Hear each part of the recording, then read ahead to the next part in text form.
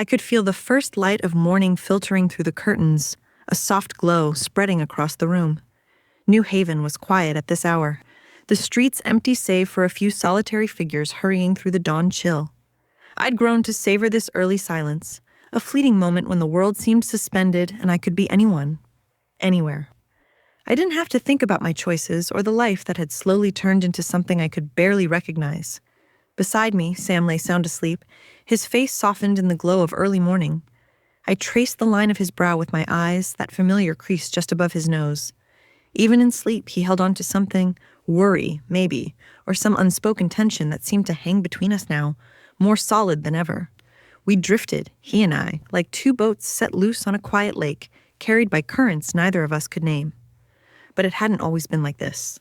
There had been laughter, wild nights filled with wine and whispered dreams about our future, a world of possibilities that felt as real as the ground beneath our feet.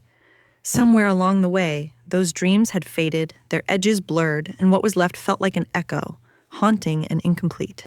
I thought of Margot, with her easy smile and reckless energy, someone who didn't worry about tomorrow or get weighed down by the past. She had a way of bringing me back to life, even if just for a night, making me forget the compromises I'd made and the version of myself that I'd left behind.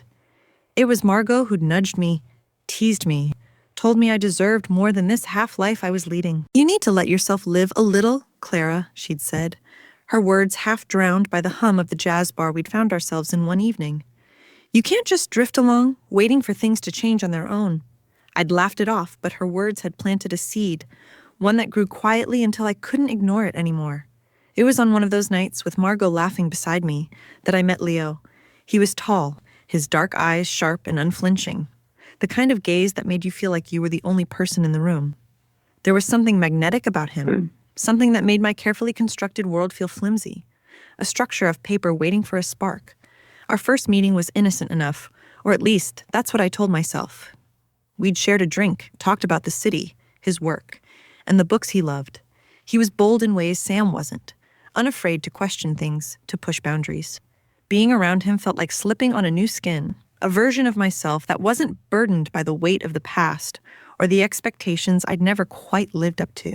The line between right and wrong blurred that night, and before I knew it, I was meeting him again. It wasn't that I didn't care about Sam, I did. But with Leo, I felt something I hadn't felt in years, a thrill, a reminder that I was still alive, that there was more to me than the routine I'd fallen into. I didn't think about what it would mean if Sam found out. I didn't let myself go that far.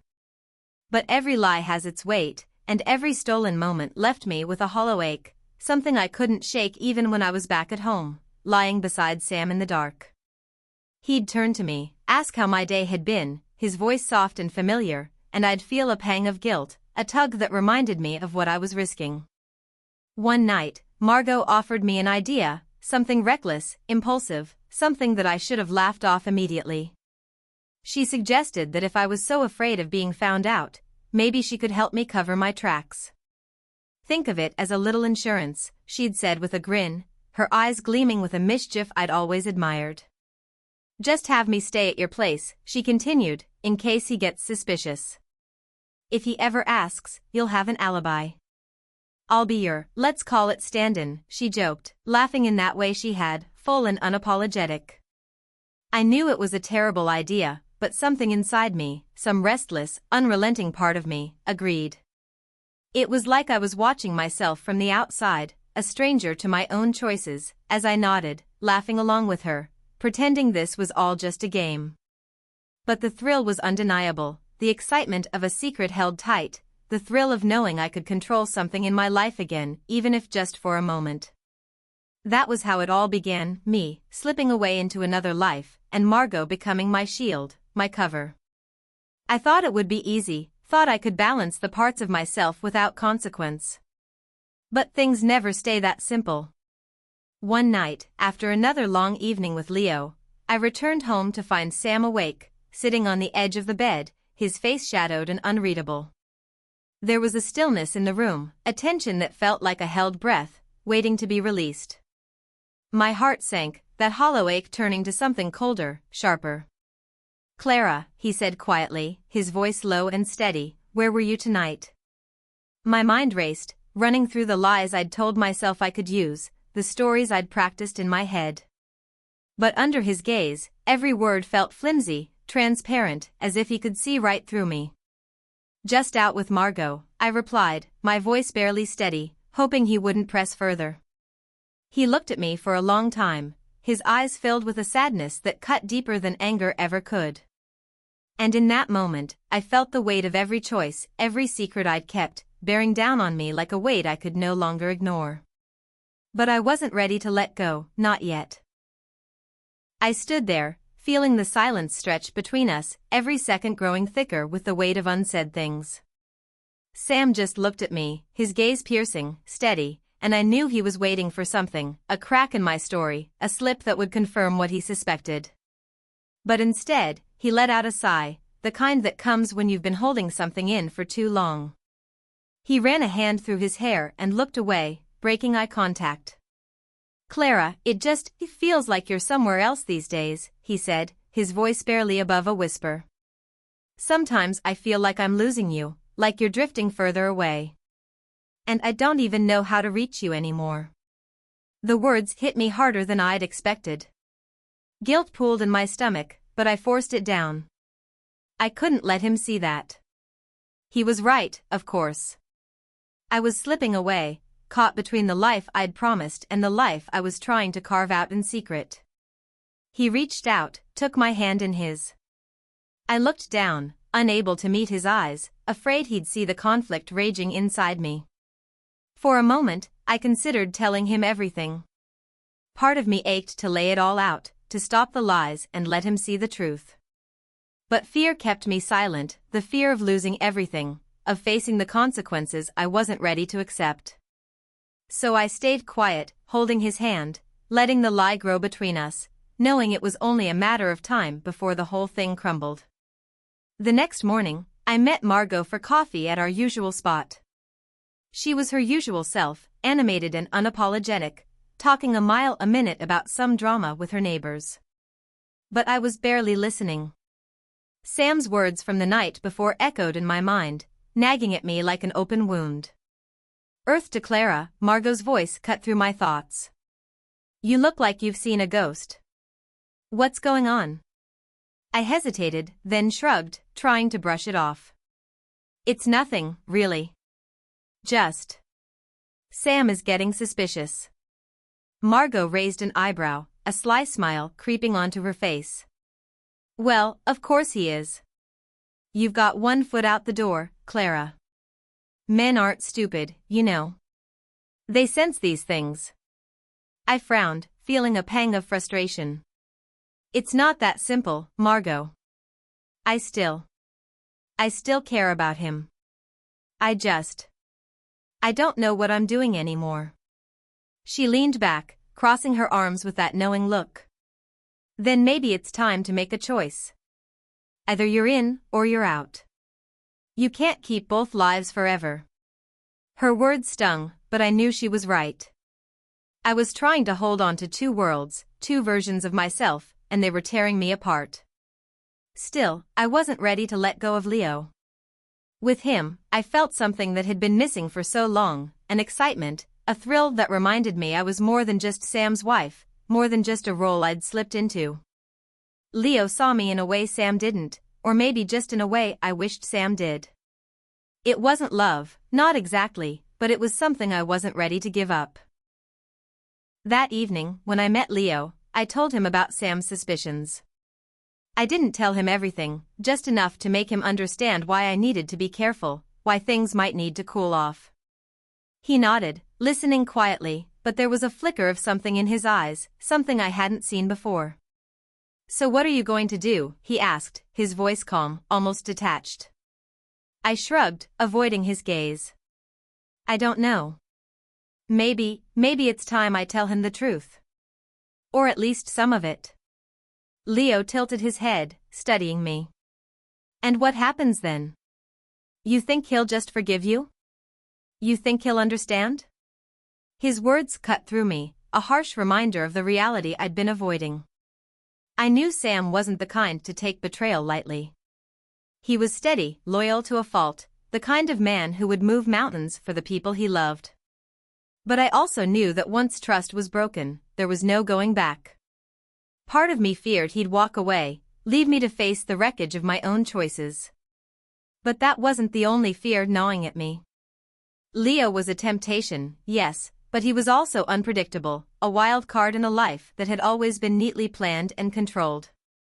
I had no idea what he'd do if I ended things with him. Part of me wondered if he'd go quietly, or if he'd lash out, take me down with him. The thought sent a chill down my spine, but I pushed it away. The next few days passed in a blur, each one heavier than the last. I found myself watching Sam more closely, searching his face for signs that he knew, that he'd pieced together the truth. He was quiet, more distant than usual, but he didn't press. And that silence weighed on me more than any confrontation ever could. Then, one evening, as I sat alone in the apartment, the phone rang. It was Margot, her voice urgent, a hint of excitement that I'd come to recognize as her default mode. "Clara, you're not going to believe this," she said, her words spilling out before I could respond. "I ran into Leo last night. He was, well, let's just say he didn't seem too happy." A cold knot formed in my stomach. "What do you mean?" Margot laughed, a little too loudly. "Oh, don't worry. He didn't say anything, at least not yet. But let's just say he's not thrilled about you staying with Sam. He might be a little possessive." I swallowed, trying to keep my voice steady. "Margot, what are you saying?" "I'm saying that maybe you need to end things before he does something stupid. Leo isn't the type to just let things go, Clara. You know that." I hung up, my mind racing. I'd thought I could control this, that I could balance my double life without consequence. But I'd underestimated Leo, underestimated the power of secrets and the damage they could do when left unchecked. That night, as I lay beside Sam, the weight of it all settled over me, heavier than I could bear. I knew I had to make a choice. But no matter what I chose, someone was going to get hurt. In the end, it was only a matter of time before the whole thing came crashing down. The following evening, I could feel Sam's gaze on me as soon as I stepped through the door. It was the kind of look that spoke volumes without a single word. I tried to brush it off, but something in his eyes made me hesitate, made me wonder just how much he already knew. I could feel the silence settle thickly between us as I placed my bag down, hoping he'd simply let the moment pass. But instead, he broke the quiet with a question. "Clara, where have you been?" His voice was soft, almost hesitant, but there was a firmness underneath that caught me off guard. This wasn't like the other times, when he'd simply ask how my evening was. There was something else here, something that made me feel exposed. "I was with Margot," I replied, forcing a casual tone. "You know, just the usual." The lie felt heavier than usual, almost like a weight pressing down on my chest. Sam didn't respond immediately, but I could see his jaw tighten, his hands clenching slightly as he stood there, watching me. It was as if he was waiting, hoping that maybe I'd offer something more, some explanation that would make sense of the tension hanging between us. "Clara," he began slowly, his eyes not leaving mine. "Is there something you're not telling me?" The question caught me off guard, a flicker of panic sparking in the back of my mind. I opened my mouth to respond, but the words wouldn't come.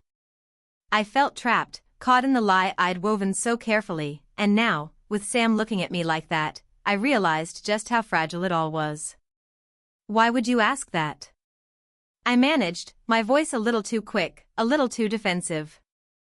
I could see the hurt in his eyes, the silent accusation that he didn't dare voice out loud.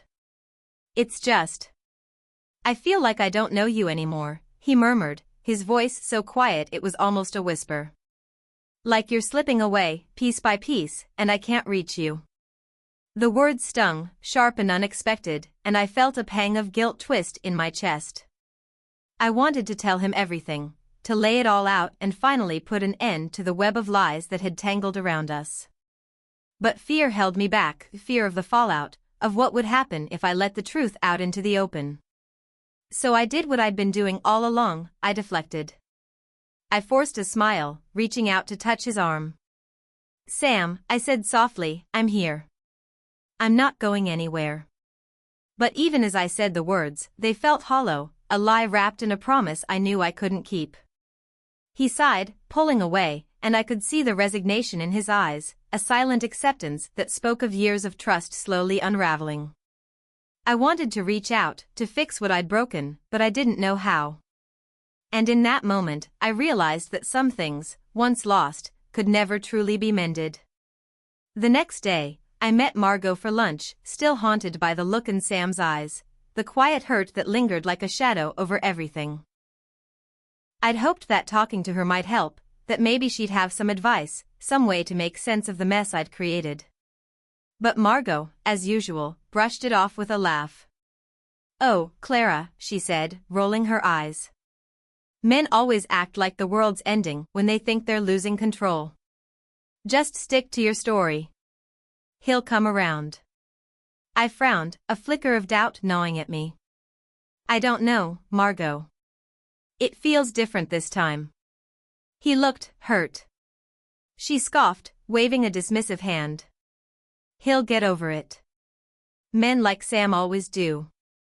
They're too predictable, too safe. That's why you're here, isn't it?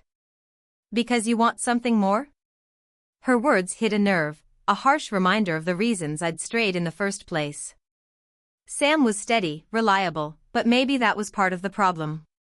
He was everything I'd wanted once, but now, I found myself yearning for something I couldn't even define, something that Leo seemed to embody. I guess, I murmured, more to myself than to her. I don't know what I'm doing anymore, Margot. It's like I'm trying to hold on to two lives, and it's tearing me apart. Margot just laughed, leaning back in her chair with that carefree smile of hers. Then maybe you need to decide which life you want, Clara. You can't keep dancing between the two forever. Her words lingered with me, a cruel truth that I couldn't ignore. I knew she was right, I couldn't keep this up, couldn't keep lying to Sam while chasing something that felt both thrilling and dangerous. But I wasn't ready to let go, not of Leo, not of the excitement that he brought into my life, and not of the freedom that came with it. I wanted it all, even if it meant risking everything. Later that evening, I met Leo at our usual spot, a quiet, dimly lit bar on the edge of the city.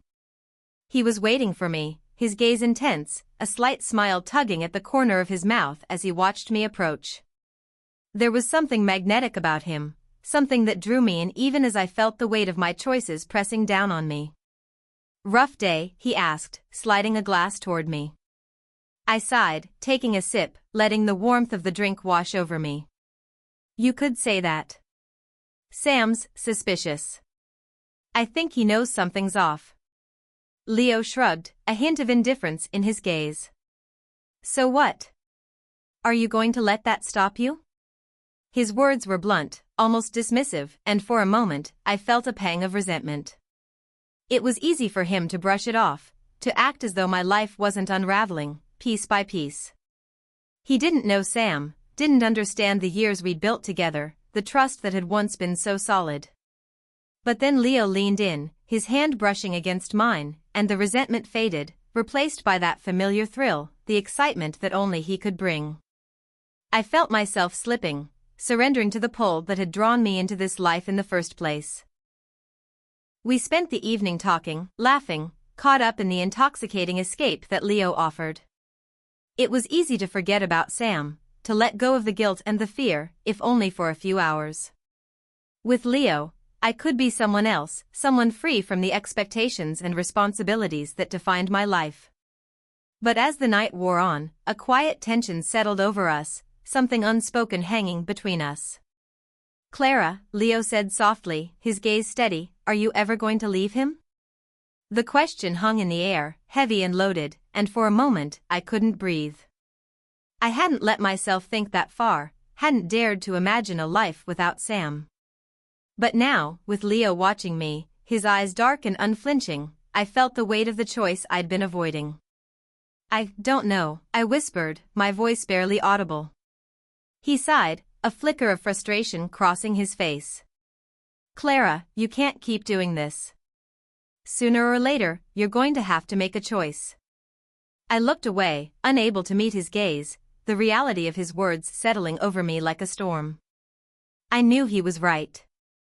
I couldn't keep living this double life, couldn't keep lying to Sam while clinging to Leo. But the thought of choosing, of letting go of one life for the other, felt like a wound I wasn't ready to face. And so I stayed silent, letting the lie grow, knowing that every choice I made was leading me closer to the moment when it would all come crashing down. The following week passed in a haze of carefully constructed lies and stolen moments. Each evening, as I returned home, I felt the weight of my double life pressing down harder, the gap between who I was with Leo and who I pretended to be with Sam widening with each passing day. The tension between Sam and me was palpable, an unspoken understanding that neither of us was willing to confront. It was as if we were both balancing on a knife's edge, waiting for the inevitable moment when everything would collapse. One evening, as I walked through the door, I noticed Sam was already home, sitting on the couch with a glass of whiskey in hand. He looked up as I entered, his eyes shadowed, his expression unreadable. I paused, sensing that something was different, that this wasn't just another silent evening of tiptoeing around each other. "Hey," I said, forcing a smile, trying to keep my tone casual. "You're home early." He didn't return the smile. Instead, he gestured to the seat beside him, his gaze fixed on me with an intensity that sent a shiver down my spine. Reluctantly, I sat, feeling the silence stretch between us. "Clara," he began, his voice quiet but firm, "I need to ask you something. And I want the truth." My heart pounded, a flicker of panic igniting in the back of my mind. I tried to keep my expression steady, to mask the fear that threatened to surface. "Of course. What's on your mind?" He took a slow breath, his gaze never leaving mine. Are you seeing someone else?" The question hit me like a punch, the directness of it knocking the air from my lungs. I forced myself to stay calm, to keep my voice steady as I responded. "Sam, what are you talking about?" He sighed, running a hand through his hair, his expression filled with a mix of hurt and frustration. "I'm not stupid, Clara. You've been distant, distracted, it's like you're not even here anymore. I just need to know the truth." I felt a pang of guilt twist in my stomach, a sickening realization that he could see through the facade I'd tried so hard to maintain. But I couldn't bring myself to tell him the truth, not yet. I wasn't ready to face the consequences, to lose everything we'd built. "Sam," I said softly, reaching out to touch his hand, "there's no one else. I've just been overwhelmed with work, that's all. I'm sorry if I've seemed distant. I never meant to make you feel this way." He looked at me for a long moment, as if weighing my words, searching for the truth behind them. Finally, he nodded, though the doubt lingered in his eyes, a quiet acceptance that didn't quite reach his expression. "All right," he murmured, his voice filled with resignation. "I'll believe you. For now." The words hung in the air, heavy with unspoken tension, and I felt a hollow ache settle in my chest. I knew I'd bought myself a little more time, but the guilt gnawed at me, a reminder of the lie I was living, of the choices that were slowly unraveling everything I held dear. A few days later, I met Leo again, the weight of my conversation with Sam still fresh in my mind. We sat across from each other in the dimly lit bar, the familiarity of our routine feeling strangely unsettling. There was something different in Leo's demeanor, a tension that hadn't been there before, and I could sense that this evening would be unlike any of the others. He looked at me, his gaze sharp and unyielding, a slight frown creasing his forehead. "Clara, we need to talk." I forced a smile, trying to lighten the mood. "Aren't we talking right now?" But he didn't smile back. Instead, he leaned forward, his expression serious, his voice low. "No, I mean really talk. About us. About what this is." My heart skipped a beat, a flicker of unease sparking in my chest. I hadn't expected this. Our arrangement, as thrilling and intoxicating as it was, had always felt temporary, something outside of reality. But now, with Leo's piercing gaze on me, I realized he wanted something more, something I wasn't sure I could give. "What do you mean?" I asked, my voice barely above a whisper. He sighed, running a hand through his hair, his frustration evident.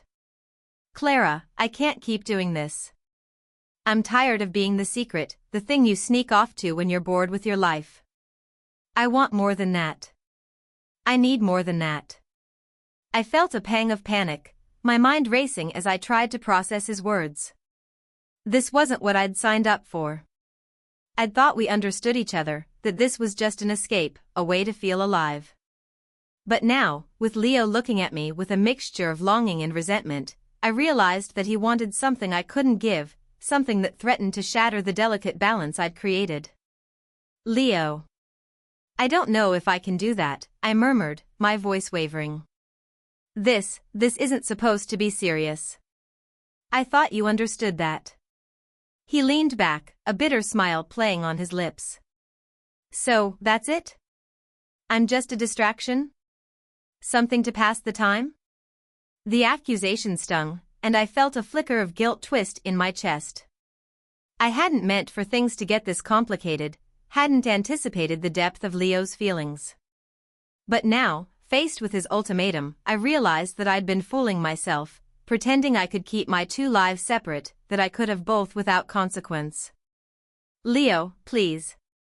I care about you, but I can't leave everything behind. I can't just walk away from my life, from Sam." His gaze hardened, the warmth I'd grown accustomed to replaced by a coldness that sent a shiver down my spine. "Then maybe you need to make a choice, Clara. Because I won't be the other man forever." The words hung in the air, a final, unyielding declaration that left no room for compromise. I knew then that my time was running out, that the life I'd constructed so carefully was on the brink of collapse. And as I looked into Leo's eyes, I realized that my double life was no longer mine to control. It was slipping away, unraveling faster than I could hold it together. The next few days passed in a blur, a haze of tension and guilt that weighed on me like a shadow. I found myself avoiding both Sam and Leo, retreating into myself, trying to ignore the inevitable choice that loomed over me. But I knew, deep down, that I couldn't avoid it forever. One evening, as I sat alone in the apartment, my phone buzzed with a message. I picked it up, my heart pounding as I read the text from Leo. "Clara, this isn't working. Either you're with me, or you're not. I need an answer." The ultimatum felt like a punch to the gut, a reminder of the decision I'd been avoiding for so long. I stared at the message, feeling the weight of it pressing down on me, a final, unyielding demand that left me with nowhere to hide. And then, as if on cue, I heard the front door open. I looked up, my heart pounding as Sam stepped into the room, his expression weary, his shoulders slumped. He looked at me, a flicker of something unreadable in his eyes, and I felt a surge of guilt twist in my chest. "Clara," he said quietly, his voice filled with a resignation that cut deeper than any accusation ever could. "We need to talk." I knew then that the moment I'd been dreading had finally arrived. There was no more hiding, no more excuses. The walls I'd built, the lies I'd crafted, were about to come crashing down, leaving me exposed, vulnerable, and alone. As I looked into Sam's eyes, I felt the weight of my choices settle over me, a crushing realization that I'd lost everything I'd once held dear. And in that moment, I knew that there was no going back, no undoing the damage I'd caused. This was the end, the breaking point I'd been running from all alone. I felt the air in the room grow heavy as Sam settled across from me, his gaze steady, filled with a quiet determination that I hadn't seen in him before. I knew he wasn't going to let this go, not this time. The calm in his eyes was almost more unsettling than anger would have been, a quiet storm building beneath the surface, waiting to break. "Clara," he began, his voice steady but tinged with a sadness that twisted something deep inside me. "I want you to be honest with me. No more excuses, no more hiding. Just tell me the truth." I could feel my pulse quicken, a cold sweat breaking across my skin. For a fleeting moment, I considered continuing the lie, weaving another story to keep my two worlds intact. But as I looked at him, at the weariness in his eyes, I knew that I couldn't keep deceiving him. I had to let go of the illusion I'd been holding on to, the life I'd been clinging to at the expense of everything else. "Sam," I whispered, my voice barely audible. I've made some terrible choices." The words felt foreign, strange, as they left my mouth. I forced myself to meet his gaze, to confront the reality I'd been avoiding, to finally face the consequences of what I'd done. He didn't flinch, didn't look away. Instead, he nodded slowly, a faint tremor in his hands as he gripped the edge of the table. "I think I've known for a while," he murmured, his voice heavy with resignation. "But I didn't want to believe it. I didn't want to accept that you'd do something like this." The guilt surged within me, a wave of shame that felt almost unbearable. I wanted to explain, to justify, to somehow make him understand that it hadn't been about him, that it was something broken within me, something I hadn't been able to fix. But as I looked into his eyes, I knew that no words would make it right. The damage was done, and nothing I could say would change that. "I'm sorry, Sam," I said softly, my voice trembling. "I never meant for it to go this far. I never wanted to hurt you." He closed his eyes, exhaling a shaky breath, as if trying to steady himself. "You know, it's funny. I spent so much time trying to figure out what I'd done wrong, trying to understand why you'd been so distant. And now I realize it wasn't about me at all." The truth of his words struck me like a blow. He was right, it hadn't been about him. It had been about me, my own restlessness, my need for something more, something I couldn't even define. But knowing that didn't make it any easier to face the pain I'd caused him, the hurt that lingered in his eyes, a wound that I knew would take a long time to heal, if it ever did. "Is it over?" he asked quietly, his voice filled with a quiet desperation that broke my heart. With him?" The question hung in the air, a final, painful reminder of the choices I'd made, of the life I'd constructed on a foundation of lies. I wanted to say yes, to reassure him, to give him some semblance of closure. But as I thought of Leo, of the pull he still held over me, I realized that I couldn't give Sam the answer he wanted. I don't know," I admitted, the words bitter on my tongue. "I don't know if I can end it." The admission hung between us, a confession that felt as final as a closing door. I saw the last traces of hope fade from Sam's eyes, replaced by a sadness that cut deeper than any anger or resentment ever could. He stood slowly, the weight of his grief evident in every movement. For a moment, he looked at me, his gaze filled with a mixture of regret and acceptance, as if he were saying goodbye to someone he'd once loved, someone he no longer recognized.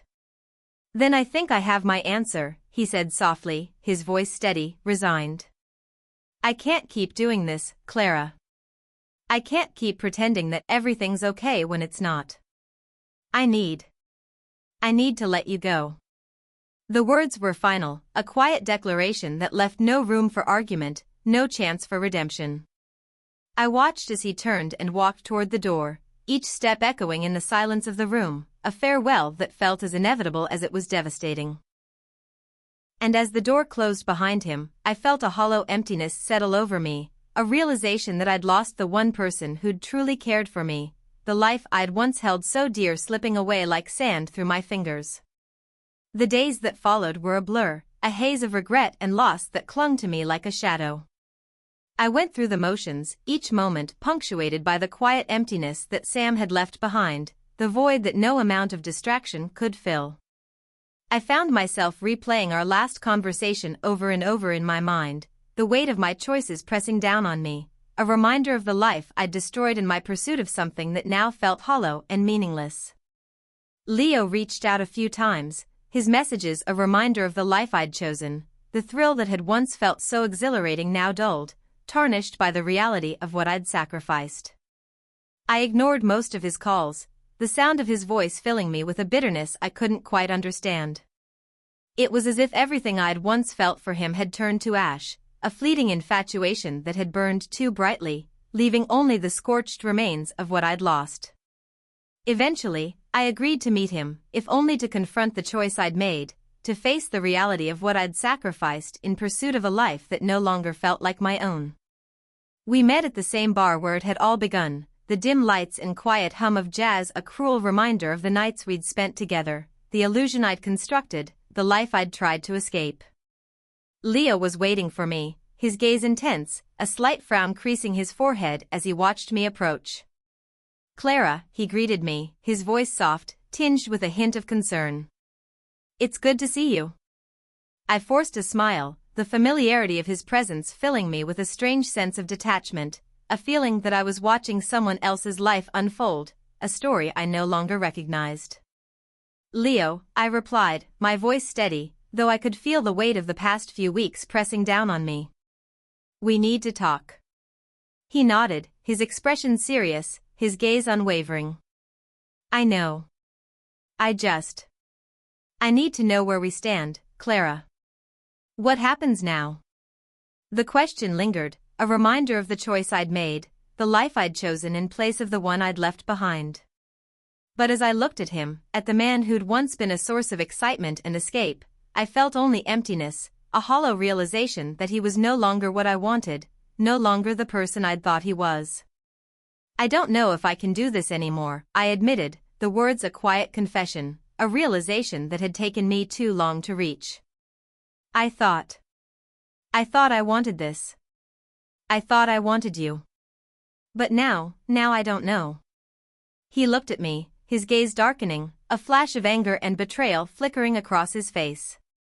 "So, that's it? You're just going to walk away? After everything we've been through?" I swallowed, feeling a surge of guilt twist in my chest. I knew he was right. That I'd led him on, that I'd made promises I couldn't keep, that I'd chased a dream that had turned to ashes in my hands. But I couldn't bring myself to stay, not now, not after everything I'd lost. "I'm sorry," I murmured, my voice barely audible. "But I can't do this anymore." He watched me for a long moment, his expression hardening, a quiet fury simmering beneath the surface. "You used me, Clara," he said, his voice cold, accusing. "You used me to escape your life, to feel something you couldn't find with him. And now, you're just going to leave?" The accusation stung, a harsh reminder of the choices I'd made, the lives I'd damaged in pursuit of something that had never truly existed. But I knew that leaving was the only way forward, the only chance I had to make amends for the destruction I'd caused. Without another word, I turned and walked away, leaving him behind, the life I'd constructed unraveling in the wake of my choices, the echoes of my mistakes following me into the silence of the night. The days passed in a blur of monotony and isolation. I'd never realized how much of my life had revolved around other people, as Sam, Leo, even Margot. Now, I felt as though I was drifting through each day, an echo of myself, hollowed out by the choices that had led me to this place. Sam had cut off contact completely, and I hadn't tried to reach him. The space he'd left in my life was like a wound, raw and unhealed, a constant reminder of the stability I'd thrown away. Each night, I found myself replaying our last conversation, haunted by the look in his eyes as he'd finally walked out the door. I wanted to go back, to undo it all, but I knew it was too late. The damage was done. Leo, too, had stopped reaching out, and though I told myself it was a relief, I couldn't shake the lingering ache of his absence. It wasn't love, but there had been something there, something I'd latched onto when my world felt colorless and predictable. Now, in the quiet of my apartment, I felt the emptiness he'd left, a void that only served to remind me of how little I had left. I found myself avoiding the places we'd frequented together, the little cafe around the corner where Sam and I used to get coffee on lazy Sunday mornings, the bar where I'd first met Leo. Each spot was a landmine, laden with memories that only deepened the hollow ache in my chest. New Haven had become a city of ghosts, haunted by versions of myself I could no longer recognize. In a moment of desperation, I called Margot, hoping for some semblance of comfort, some reminder that I wasn't entirely alone in the wreckage of my life. But even her voice, once so familiar, felt distant, as though she, too, had moved on from the whirlwind of our shared secrets. "Clara," she said, her tone clipped, almost impatient. "I don't know what you want me to say. You made your choice." Her words stung, a brutal reminder of the reality I'd been trying to ignore. I'd leaned on Margot, trusted her, even relied on her to guide me through this web of deception. But now, as I listened to her curt words, I realized that she had no more use for me, that she'd distanced herself from the fallout, leaving me to face the consequences alone. "Right," I murmured, feeling the weight of her indifference. I guess I just thought we'd been through this together." She laughed, a sharp, hollow sound. "Clara, we were never in this together. This was always your mess." And with that, she hung up, the silence on the other end of the line as final as a slammed door. I sat there, staring at my phone, feeling the last threads of my old life unravel. It was as if everything I'd once held on to, every connection, every comfort, had dissolved, leaving me stranded in a life that felt like a shadow of what it once had been. With nothing left to cling to, I began to drift through my days, the routines that had once felt so stifling now a hollow comfort. I went to work, came home, went to bed, each day blending into the next, each night filled with the same restless thoughts.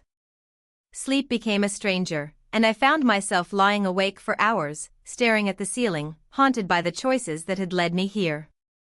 The apartment, once a place of comfort, now felt like a prison, each room a reminder of the life I'd shattered. I'd taken down the photos of Sam and me, unable to bear the sight of his face, his familiar smile a painful reminder of everything I'd lost. But the emptiness left behind was even worse, a stark reminder of the life I'd sacrificed in pursuit of something I could no longer define. One night, as I sat alone in the dark, I found myself reaching for a glass of wine, the sharp taste of fleeting comfort against the numbness that had settled over me. I drank slowly, letting the warmth spread through me, a temporary balm against the ache that had become a constant companion. But as the alcohol dulled my thoughts, a new feeling surfaced, a bitterness, a resentment that I couldn't shake. I thought of Sam, of the life we'd built together, and a part of me felt angry, frustrated that he'd left so easily, that he hadn't fought for us, for the marriage we'd once believed in. It was a twisted kind of logic, a desperate attempt to shift the blame, to make sense of the emptiness that had consumed me. I knew it was irrational, that Sam had done nothing wrong, that he'd been the one betrayed, the one left to pick up the pieces. But the anger lingered, a quiet fury that festered beneath the surface, a reminder that I'd been the one to destroy everything we'd built. Days turned into weeks, and the numbness became a familiar part of my existence, a quiet acceptance of the life I'd chosen. But as the world moved on, I found myself facing a new, unsettling reality, a sense of purposelessness, a feeling that I was drifting through a life that no longer felt like my own. One evening, as I walked through the city, I found myself drawn to the cafe where Sam and I had once spent so many afternoons, our laughter filling the air, our conversations rich with plans and dreams. I hesitated at the door, my heart pounding as I took in the familiar sight, the memories flooding back in a rush that left me breathless. Without thinking, I stepped inside, the scent of coffee and pastries enveloping me, a bittersweet reminder of the life I'd once known. I ordered a coffee, settling into a corner booth, the same spot where Sam and I had sat countless times, our conversations filled with the warmth of familiarity and love. As I sat there, the memories washed over me, a cascade of moments I'd taken for granted, a life I'd abandoned in pursuit of something fleeting and insubstantial. I thought of the way Sam had looked at me, the quiet love in his eyes, the trust I'd shattered in my selfish pursuit of excitement. And for the first time, I felt a wave of regret, a deep, aching remorse that filled every corner of my being. I'd spent so long chasing a thrill, searching for something more, convinced that I was missing out on a life that lay just beyond my reach. But now, as I sat in that familiar booth, surrounded by the echoes of a life I'd left behind, I realized that the only thing I'd truly been missing was the person I'd once been, the person who'd loved deeply, who'd believed in forever. The regret settled over me, a heavy, suffocating weight that I couldn't escape. And in that moment, I knew that I'd lost something far more precious than a relationship. I'd lost myself, the person I'd once been, the person I'd sacrificed in my pursuit of a life that had never truly existed. That night, as I lay awake in the silence of my apartment, I felt a shift, a quiet determination that I hadn't felt in weeks. I couldn't change the past, couldn't undo the choices that had led me here. But I could try to make amends, to find some semblance of redemption in the wreckage I'd left behind. I reached for my phone, scrolling through my contacts until I found Sam's number, my heart pounding as I stared at the familiar digits. I knew he might not answer, that he might not even want to hear from me. But I had to try. I had to face him, to apologize, to acknowledge the pain I'd caused and the trust I'd broken. With a deep breath, I pressed call, the dial tone ringing in my ear, each second a reminder of the distance I'd created, the gap I'd carved between us. I waited, my heart racing, my mind filled with 1,000 things I wanted to say, 1,000 ways to apologize. But the call went to voicemail, and I felt a pang of disappointment, a reminder that I might have lost my chance at forgiveness, that some wounds were too deep to heal. Sam, I began, my voice shaky, barely holding back the emotion that threatened to overwhelm me. I don't even know where to start. I wanted to say I'm sorry. For everything.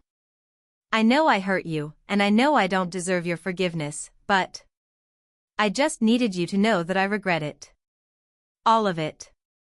The words hung in the silence, a quiet confession that felt both futile and freeing. I didn't expect him to call back, didn't expect forgiveness or closure. But as I ended the call, I felt a weight lift, a small release from the burden of my guilt, a tiny spark of hope that I might one day find a way to forgive myself. In the days that followed, I felt a subtle shift within me, a flicker of hope amid the overwhelming emptiness.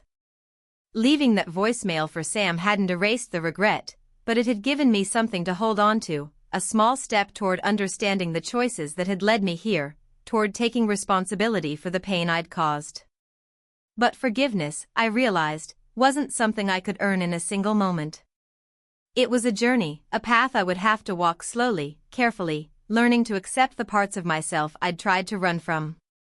I didn't know if Sam would ever forgive me, or if I would ever fully forgive myself. But for the first time in weeks, I felt a faint sense of purpose, a direction amid the ruins of my life. One morning, I sat down with a notebook, a blank page staring up at me, its emptiness mirroring my own. I took a deep breath and began to write, pouring my thoughts onto the paper, unfiltered and raw. I wrote about Sam, about Leo, about the restlessness that had led me to chase a thrill I'd never truly needed. I wrote about the versions of myself I'd tried to create, the lies I'd told to keep my world separate, the regret that now weighed on me like an anchor. Writing it all down felt like a confession, an admission of my own flaws, my own selfishness. It was painful, but it was also freeing, a way of confronting the parts of myself I'd ignored for too long. Each word felt like a step closer to understanding, a small piece of a puzzle I'd only just begun to see. After days of pouring my heart into that notebook, I felt a quiet determination growing within me, a need to reach out to Sam once more, to offer him something real, something that might give him a glimpse of the regret that had consumed me. I knew he might never read it, might never want to hear from me again, but I had to try. I had to tell him the truth, not just for him but for myself. I took a fresh page and began to write, a letter filled with all the things I hadn't been able to say, all the apologies I'd been too afraid to voice. I told him about the fear, the insecurity, the emptiness I'd been carrying long before I'd met Leo. I confessed to the thrill I'd chased, the need for something I couldn't define, and the hollow realization that it had only left me feeling more lost than ever. Dear Sam, I wrote, my hand shaking slightly, I know I don't deserve your forgiveness, but I want you to know how deeply I regret what I've done. I never meant to hurt you. I can't undo the past, but I'm learning to face it, to understand the reasons that led me to make the choices I did. You were always good to me, always steady, and I betrayed that. I'm sorry. The letter was long, raw, filled with the confessions I hadn't been able to make in person. As I finished, I felt a strange sense of relief, a quiet acceptance that this was part of my healing, a way of letting go of the guilt that had haunted me. I placed the letter in an envelope, addressing it to Sam, unsure if I would ever actually send it. Slowly, I began to piece my life back together, one small step at a time. The routines that had once felt stifling now became my refuge, a way to ground myself amid the wreckage. I went to work, returned to old hobbies I'd abandoned in the chaos of my double life, found comfort in the quiet moments I'd once taken for granted. I avoided the places that held too many memories, the places that still echoed with Sam's laughter or Leo's intense gaze. Instead, I found new corners of the city, places that felt untouched by the past. I began taking long walks through the park, finding solace in the open spaces, the gentle rhythm of my footsteps against the gravel. It wasn't much, but it was something, a reminder that life went on, even when everything felt broken. In those quiet moments, I began to understand something I hadn't before, that healing wasn't about erasing the past, but about learning to live with it, to accept the mistakes I'd made and the person I'd become. I couldn't go back, couldn't change what I'd done, but I could learn from it, could choose to be better, to rebuild a life that felt true to who I was.